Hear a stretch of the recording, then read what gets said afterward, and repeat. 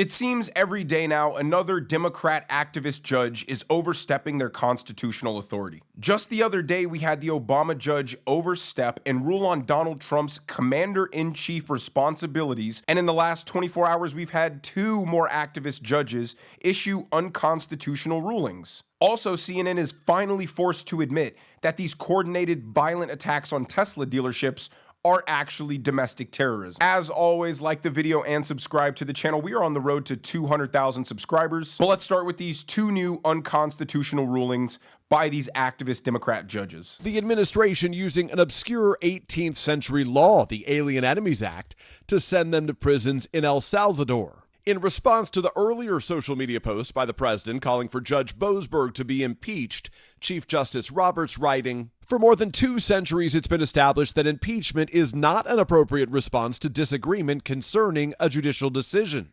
adding the appeals process exists for that purpose. Last night, the president was asked if he would defy a court order. I never did defy a court order. And you wouldn't in the future? No, you can't do that. However, we have bad judges. We have very bad judges. Just before his administration was dealt new blows by the courts. Late yesterday, a federal judge blocking his day-one effort to ban transgender people from serving in the military. And another federal judge ruling that billionaire Elon Musk and his Department of Government Efficiency's unilateral actions to shut down USAID likely violated the Constitution. Before I touch on these two new rulings that are absolutely outrageous, Laura Loomer on X exposed a bombshell report showing that the first judge who ordered the deportation flights back into America actually has an extreme conflict of interest with this ruling. It reads, Chief Judge Boasberg blocked the deportation of Tren de Aragua gang members without disclosing the fact that his daughter works for a 501c3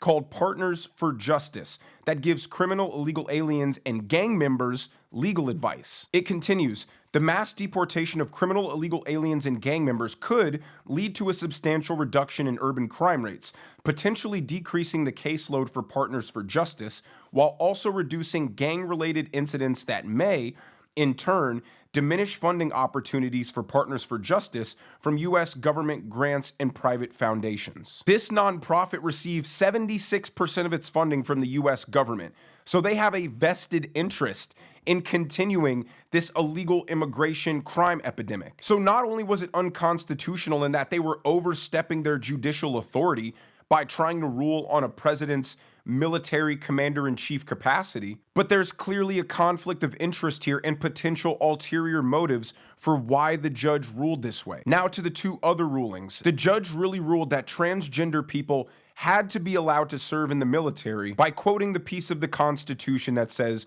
all people are created equally. But the military implements physical standards, which are inherently discriminatory in a sense. You cannot be allowed if you're not strong enough or not fast enough, or you have flat feet. There are a variety of reasons that prohibit people from serving in the military, and none of them are discriminatory in the sense they all have to do with meeting a certain physical and mental standard that is required of somebody serving in combat. So when they ban trans people from serving, it's not because they're banning them just for being trans, it's banning them because they have an inherent mental issue. They're banning them because cross-hormone treatment leads to weaker bones, more medical conditions that arise. Trans surgeries create a reliance on expensive and consistent medical treatment. Why in the world would the military allow people to join the army that are mentally unfit, they're physically unfit, and they're a medical liability that has to be maintained? So again, these federal judges are overstepping their authority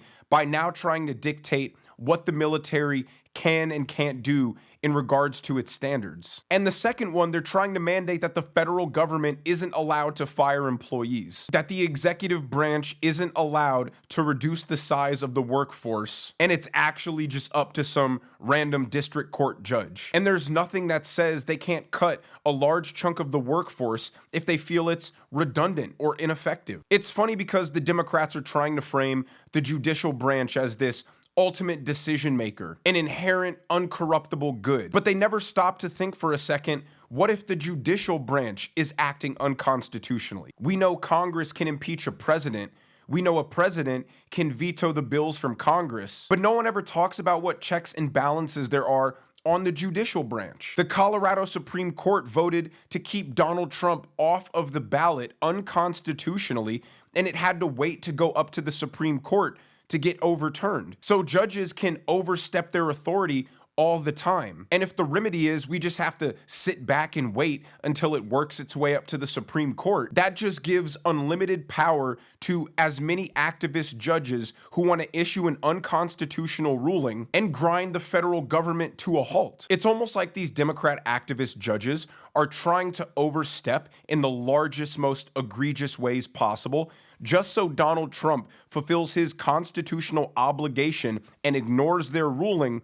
Then the Democrats can turn around and say, oh my God, constitutional crisis, look, he defied a ruling, even though they know their ruling has no constitutional grounds in the first place. But let's move on to these domestic terrorist attacks that are happening all across the country in a coordinated way towards Tesla dealerships. Here's the latest one coming out of Nevada that literally got firebombed by Molotov cocktails.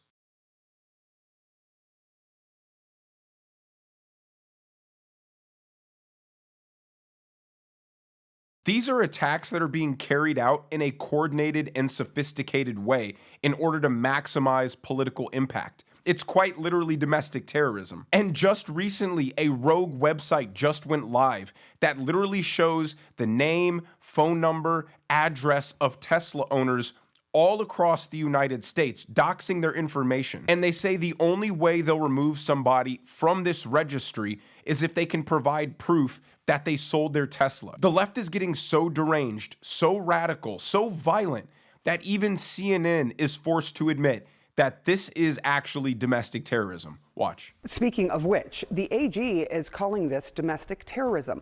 You mentioned the fact that if it is politically based, in other words, you're doing it because of a political message. So when you look at this scenario, could she actually go after anyone who is caught burning up a Tesla? So I don't think anyone who's caught burning up a Tesla, but I think when you have this type of approach, where it seems to be that Teslas are on fire, they're blowing up, there are signs that say, you know, defy or what have you, it presents a problem. Every case, Sarah, is a fact-by-fact inquiry, depending upon the facts, the circumstances, the nature of the offense. But when you have wholesale destruction, no matter what you think about Elon Musk, whether you're a fan or not a fan, the issue is, are you, in terms of domestic terrorism, let's define it, are you doing through an act of destruction or violence something that is designed to intimidate or influence people, the civilian population? So because it's CNN, he couldn't just come out and blatantly directly say that it is domestic terrorism, because then they'd be speaking to their own audience, calling them terrorists. But he basically spelled it out in every way you can without directly saying it, that yes, what these people are doing is, to the definition, terrorism. They are trying to coerce political action or political changes using threats and violence. And this is entirely the fault of the Democrat media and Democrat politicians. Once again, they refuse to hear Trump when he says, we aren't cutting Social Security, we aren't cutting Medicaid, and we aren't cutting Medicare. What we are going to look at is the inefficiencies, the fraud and the abuse, and see if we can cut that out so the people who actually need these services can receive them in a more efficient way, because there won't be all this abuse. They keep saying Donald Trump is trying to give tax breaks to the rich and make all his billionaire friends richer. But then they also say Donald Trump's going to kill off millions of people and force millions of people to be homeless and sick because of these cuts. Well, how are these rich people going to get richer if Donald Trump makes everybody who buys their stuff poor and can no longer afford to spend their money? Both things don't work at the same time, and they don't care that there's a logical flaw in their argument. They simply have a Trump and Elon derangement syndrome, and now it's causing them to go out and firebomb cars, whom I might add are mostly owned by fellow Democrats. Take a look at Scott Jennings schooling the CNN panel on just that. It's pretty wild, actually. The other night, Donald Trump said these are domestic terrorists. Everybody laughed about it and scoffed at it. That video looks like terrorism to me. I mean, it's obviously an organized, coordinated effort, however people are communicating with each other, to do this to people around the country who chose to buy a Tesla at some point in the past, many of whom I'm sure are Democrats who bought them in the first place, all because their entire political worldview is ruled by their emotions. And that's the American left right now. It is one angry mob after another willing to take things into their own hands, up to and including keying, firebombing, and otherwise vandalizing cars and car dealerships and charging stations. It's outrageous. It is terrorism. People ought to be put in jail and left there for a very long time and be taught a lesson. The Democrats have actually been so psyoped by their own leadership that they're actively going out committing domestic terrorism against an American car company in the name of defending government waste and corruption. This is some forgive them, Lord, for they know not what they are doing kind of stuff going on. And because the Democrats have no understanding of economics or markets, they somehow think that these attacks are hurting Elon Musk. I checked today. Elon Musk, despite all these hits to Tesla, is worth $340 billion. He owns 13% of Tesla. If Tesla takes another nosedive by 50%, he'll still be worth over $250 billion. But who it's going to hurt are all the people whose 401ks are tied into Tesla, all the employees of Tesla who have stock options, all these pension and retirement funds who invest in Tesla. 87% of the value of Tesla is held by other people than Elon Musk. But just as the Democrats proved during Trump's speech to Congress that they have no respect for the American people and will spit in their face so long as they get their message across, these attacks on Tesla dealerships are just completely on brand with the other deranged and embarrassing things the Democrats have decided to take part in. Now, Chuck Schumer is continuing to get humiliated on his disastrous PR tour, trying to defend him voting for the budget. But this latest interview has to be the most embarrassing one so far. Here he is on MSNBC, and they play for Chuck Schumer all of the responses from his Democrat colleagues. And Chuck Schumer gets so annoyed. He's like, all right, turn it off. Watch. I want to play some of the criticism, again, not from like backseat drivers or not from me on cable news, but people like Hakeem Jeffries or Nancy Pelosi. Take a listen. Look, Chuck and I disagreed as it relates to the approach and outcome. I think there is a deep sense of outrage and betrayal. And this is not just about progressive Democrats. This is across the board, the entire party. I still support Senator Schumer as leader, but I think the only way that we are going to be effective as a caucus is if we change our tactics. I would have liked to see, when Chuck Schumer had leverage here, to say we need A, B, C, and D for the Democratic Party and force the Republicans to meet him halfway on those issues. I myself don't give away anything for nothing. And I think that's what happened the other day. They said, okay, he said leverage, I think it was the governor. And Nancy Pelosi said, I myself don't give away anything for nothing. I think that's what happened the only leverage we had. That was hilarious. He forced him to sit there and watch person after person insult him and call him a failure to no end. Trump has the Democrats exactly where he wants them. They're damned if they do, they're damned if they don't. Trump is successfully weaponizing the Democrats' own aggression against them. He knows everything he does, the Democrats are going to try to oppose. He keeps taking these extremely popular stances, knowing the Democrat knee-jerk reaction is going to be to oppose him, and it makes the Democrats look worse every single time. That couldn't have been more evident than in his speech to Congress. And instead of playing right into Trump's hands, the Democrats could take the time to formulate some sort of coherent plan or unified message. But because they're all incompetent, they have no interest in using the little bit of brain power that they have to come up with a competing idea. And that's no more evident than this Democrat senator who was hosting a town hall in Arizona. One of his constituents asks him, what can they do to fight because the situation is dire? And listen to the response that he gives his constituent. They've shown us over and over and over again, they don't care. They don't care if people die. They don't care if people suffer. We want you to be straight with us. How do we go to the next level to fight this if that's the case? So call, write letters, show up at places when you can. Show up at your local congressman's office. You show up in front of their office. Tell them how pissed off you are and how bad this is for our country and how there are people inside the house that you are trying to burn down.